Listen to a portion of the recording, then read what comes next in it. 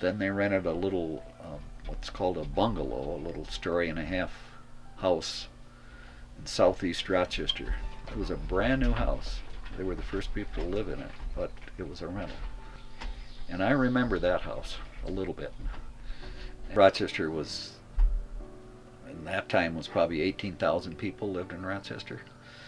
Well, by the time I graduated from high school, it was 25,000.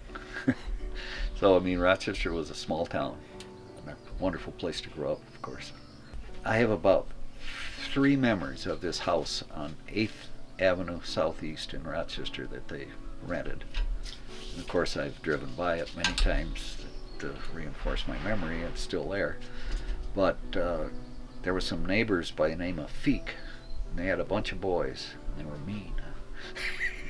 They were always boys picking on me. Now, I wasn't 3 years old yet, so these are memories that are way back.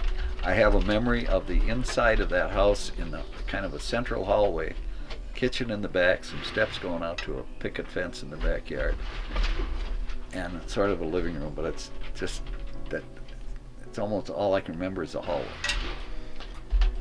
And the other memory I have is riding my tricycle out in the front sidewalk.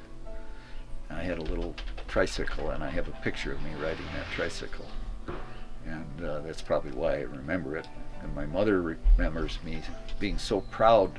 She says, "I go backwards, I do." And I could pedal it backwards. Go backwards. And I was so proud that I could ride my tricycle backwards.